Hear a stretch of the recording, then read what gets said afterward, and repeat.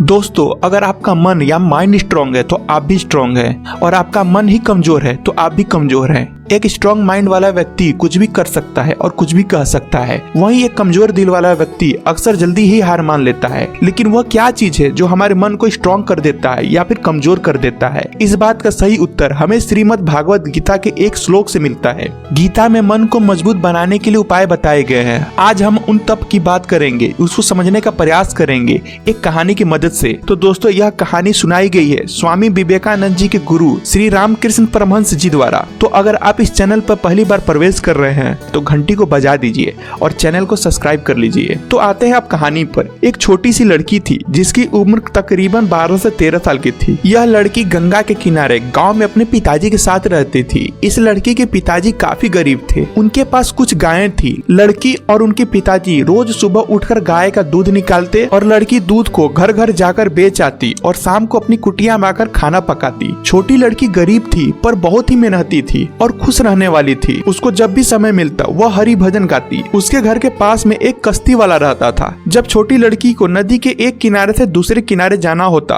तो वह कश्ती वाला इनकी मदद करता था। कश्ती वाला कभी कभी छोटी लड़की और उसके पिताजी के साथ गंगा के दूसरे किनारे पर रहने वाले लोगों के बारे में बात करता। ऐसे ही बातों बातों में एक दिन कश्ती वाले ने छोटी लड़की और उसके पिताजी को बताया कि नदी के उस पार एक पंडित जी रहते हैं। उनको रोज सुबह दूध की आवश्यकता होती है और पंडित जी को मैंने आपके बारे में बताया। क्या आप रोज सुबह उस पंडित जी को दूध दे सकते हैं? तो इस पर छोटी लड़की के पिताजी ने कहा कि यह लड़की बहुत ही छोटी है और हर रोज नदी पार करके कैसे जाएगी? तो कश्ती वाले ने कहा, मैं हर रोज सुबह लड़की को अपनी कश्ती में बिठा कर ले जाऊंगा और वापस लेकर आऊंगा। अगले दिन वो छोटी लड़की ने पंडित जी के लिए दूध लिया और कश्ती वाला उसे अपनी कश्ती में बिठाकर पंडित जी के घर ले गया। यह देखकर पंडित जी बहुत खुश हुए। पंडित जी ने छोटी लड़की से कहा, क्या तुम मुझे हर रोज इसी समय पर दूध दे सकते हो? लड़की ने हाँ कहा। तब पंडित जी ने कहा, पर ध्यान रखना, देर मत हो, नहीं तो मेरा पूरा दिन खराब हो जाएगा। मैं तुमको इसके पैसे हर शनिवार के दोपहर दे दिया करूंगा। फिर वह हर रोज कश्ती वाले के साथ बैठकर हरि भजन गाते हुए रोज सुबह समय पर दूध पहुंचा दिया करती थी। वह कभी भी देरी से नहीं पहुंचती थी, परंतु जैसे जैसे दिन बीतते गए कश्ती वाला देरी से आने लगा। एक दिन कश्ती वाले को काफी देर हो गई। छोटी लड़की किनारे पर उसका इंतजार कर रही थी। उसके मन में आया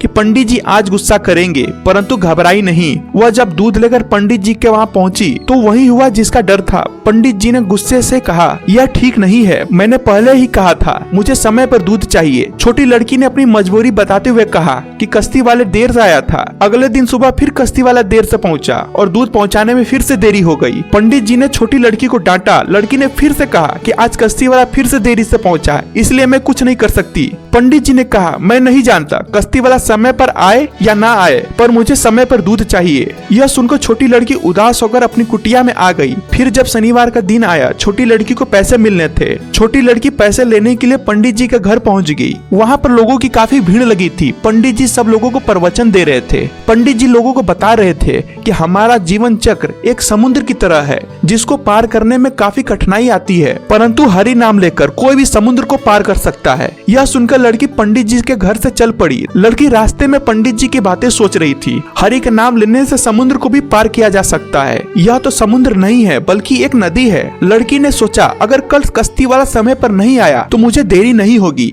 अगले दिन कश्ती वाला फिर से देरी से आया। अब लड़की ने अपनी सारी चिंताओं को छोड़कर नदी में उतर गई। नदी में लड़की हरि नाम का भजन भजते हुए नदी को पार कर लिया। अब लड़की समय पर पंडित जी के घर पहुंच गई। यह देख पंडित जी बहुत खुश हुए। पंडित जी ने पूछा कि कश्ती वाला समय पर आ गया था क्या? लड़की ने मुस्कुराते हुए बोला, नहीं पंडित जी, कश्ती वाला आज भी देरी से आया, परंतु आज मैंने उसका इंतजार ही नहीं किया। जब मैं कल आपके घर आई थी तो आप प्रवचन दे रहे थे कि हरि का नाम लेकर समुद्र भी पार किया जा सकता है, तो यह तो सिर्फ एक नदी है। मैंने हरि का नाम लेते लेते नदी को पार कर लिया। लड़की ने कहा, यह तो बहुत आसान तरीका था पंडित जी, अब मैं कभी भी देरी से नहीं पहुंचूंगी। यह सुनकर पंडित जी हैरान हो गए। उनको लड़की की बातों पर जरा भी विश्वास नहीं हुआ। पंडित जी ने कहा, मेरे साथ आओ, और वो लड़की को लेकर नदी के किनारे पहुंच गए। पंडित जी ने कहा, तुम जैसे आई थी वैसे ही वापस जाओ, मैं तुमको नदी पार करते देखना चाहता हूँ। लड़की ने कहा, पंडित जी आप भी मेरे साथ चलिए, आपको देखकर मेरे पिताजी बहुत प्रसन्न होंगे। पंडित जी ने कहा, तुम आगे चलो, मैं तुम्हारे पीछे पीछे आता हूँ। लड़की ने कहा, नहीं पंडित जी,